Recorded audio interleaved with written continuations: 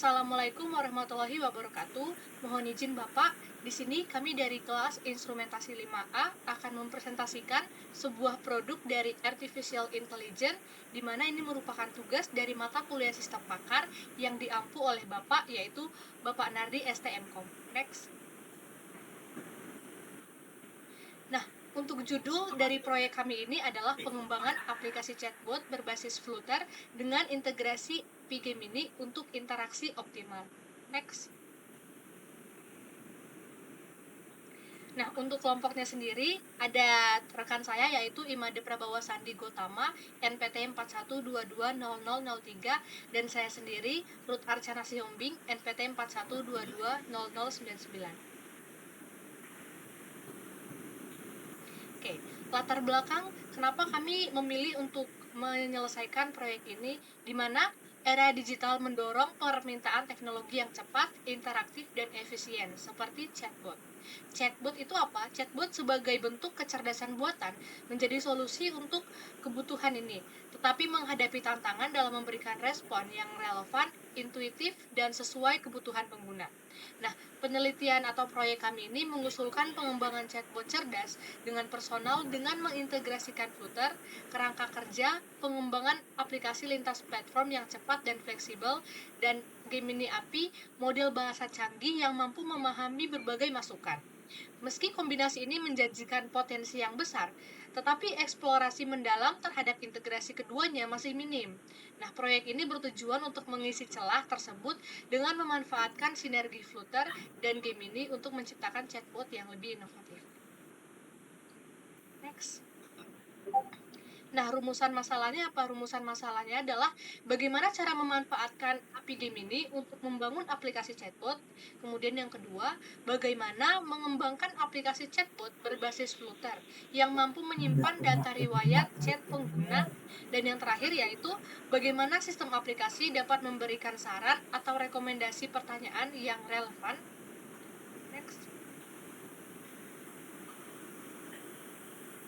Nah, selanjutnya tujuan dari pengerjaan proyek ini adalah yang pertama untuk mengetahui cara memanfaatkan API Gemini untuk membangun aplikasi chatbot. Kemudian yang kedua yaitu untuk mengetahui cara mengembangkan aplikasi chatbot berbasis Flutter yang mampu menyimpan data riwayat chat pengguna. Dan yang terakhir untuk mengetahui cara mengembangkan sistem aplikasi yang dapat memberikan saran atau rekomendasi pertanyaan yang relevan. Next. Ini rangkul satu sistemnya kayak gini. Nah, selanjutnya kita akan membahas dasar teori yang akan digunakan dalam proyek ini. Next. Nah, yang pertama adalah chatbot.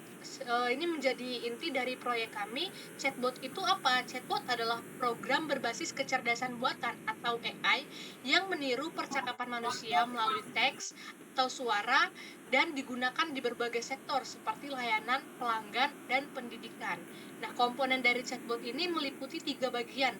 Yang pertama ada NLP atau Natural Language Processing, di mana NLP ini berusaha untuk memahami bahasa manusia. Kemudian yang kedua adalah dialog manajemen.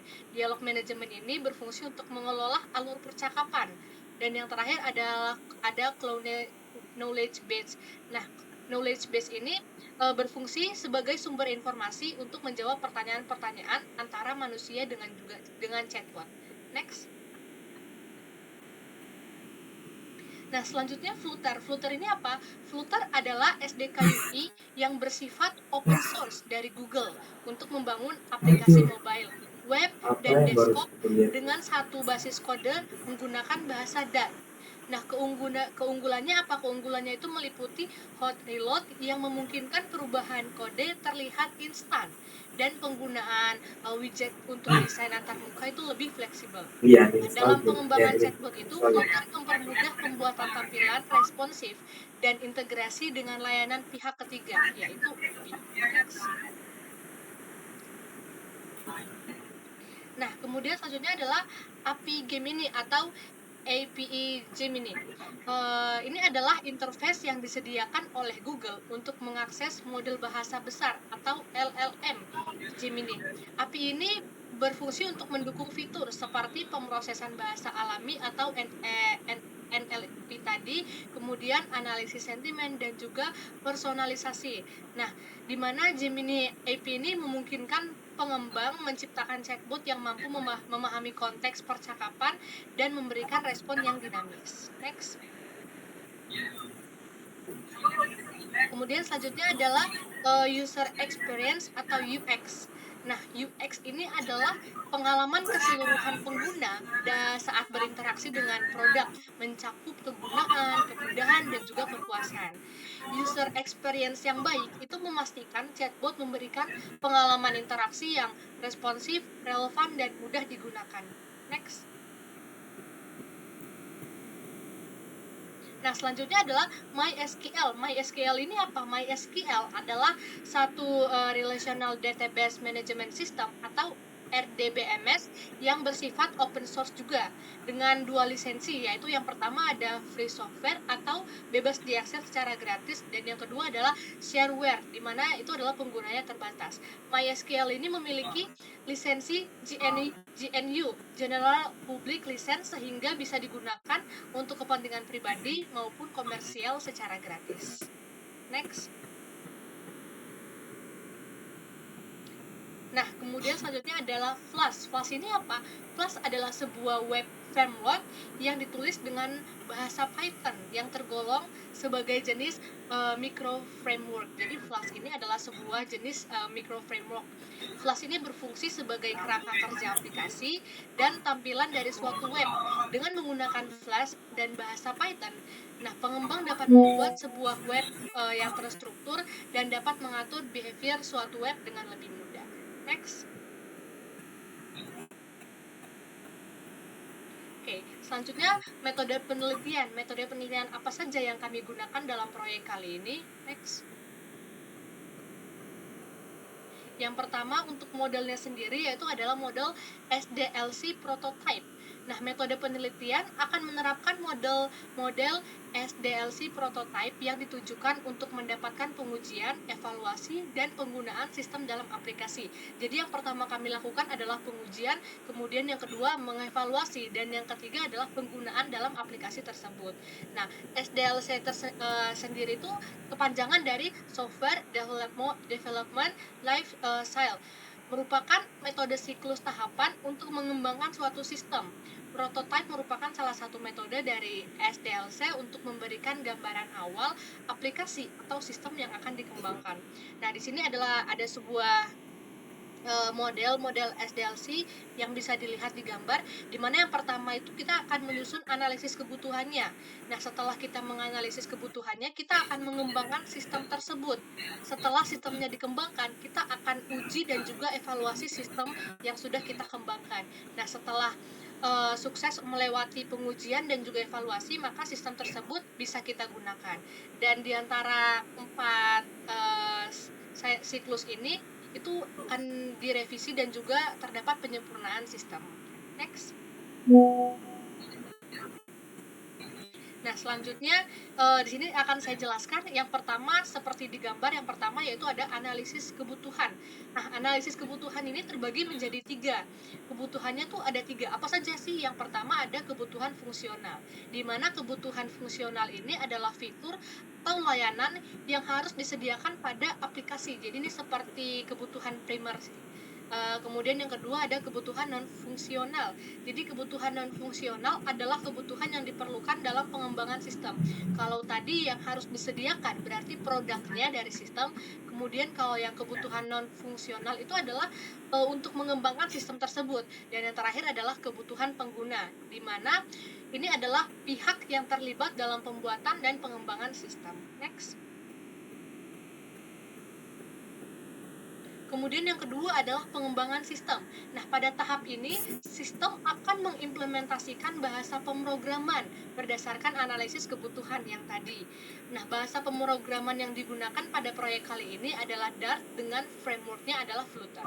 Kemudian yang ketiga, pengujian dan evaluasi tahap, di mana pada tahap ini akan dilakukan pengujian untuk meninjau semua proses, apakah sistem itu beroperasi dengan baik atau tidak. Kemudian yang keempat, revisi dan penyempurnaan sistem. Nah, revisi ini dilakukan untuk menyempurnakan fungsi sistem yang belum sesuai dengan sistem yang seharusnya. Jadi, setelah direvisi masih ada yang kurang, maka itu harus disempurnakan. Kemudian yang kelima yaitu menggunakan sistem. Nah, setelah sistem melewati semua tahap uji, selanjutnya sistem dapat digunakan oleh pengguna. Next. Oke, selanjutnya yaitu perancangan sistem akan dilanjutkan oleh rekan saya. Baik, pada bagian perancangan sistem, pada bagian di sini kita akan memerlukan perangkat keras, perangkat lunak, dan rancangan aplikasi. Ya, pada aplikasi chatbot ini, perangkat kerasnya kita membutuhkan laptop Asus dan smartphone untuk uji coba aplikasi. Kemudian ada perangkat lunak. Perangkat lunak yang digunakan adalah bahasa Dart, framework Flutter, dan menggunakan Exam, MySQL, Python, Flash, dan Google Chrome. Selanjutnya, perancangan sistem dimulai dari melakukan integrasi IP Gemini, di mana kita mendapatkan APK Gemini sini dari AI Studio Google yang disediakan gratis oleh Google. Kemudian kita mengcopy kunci API ini ke dalam kode kita, yaitu dalam Flutter. Selanjutnya kita akan menentukan model Gemini yang akan digunakan. Di sini model Gemini yang digunakan itu mode yang flash supaya dapat memberikan respon yang lebih cepat. Kemudian masuk nomor 2 yaitu sistem saran atau rekomendasi. Pada aplikasi chatbot ini terdapat sistem saran di mana setiap history chat antara pengguna dan chatbot akan disimpan kepada di database MySQL PHP MyAdmin, kemudian akan diakses melalui kode yang telah disiapkan. Di sini kita memanfaatkan APK yang tadi sudah dipanggil dengan APK Gemini, di mana kami menyiapkan suatu prompt yang akan menggenerate rekomendasi pertanyaan berdasarkan keyword yang sudah disimpan dalam database. Kemudian kami akan menguploadnya dalam bentuk IP-fast, di mana bisa diakses dengan karena ini sifatnya masih localhost, jadi kita untuk halamannya itu menggunakan IP address /us. Kemudian hasil dan pembahasan.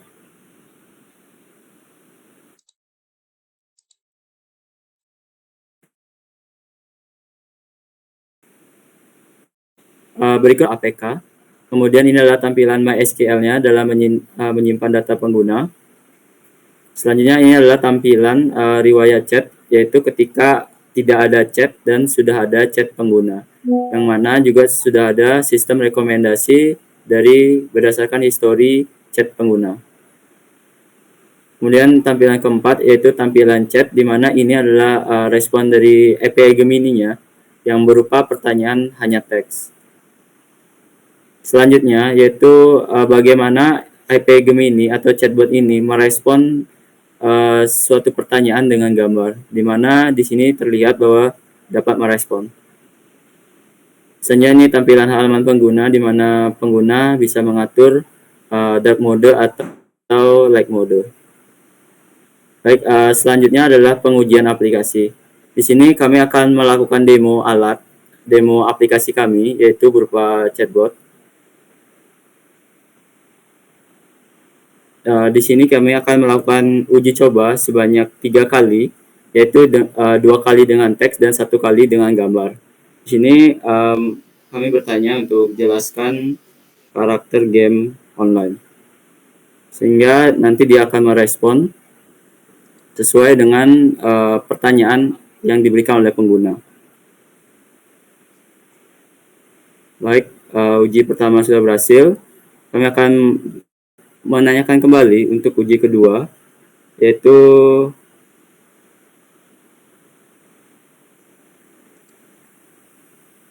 masih berupa pertanyaan teks.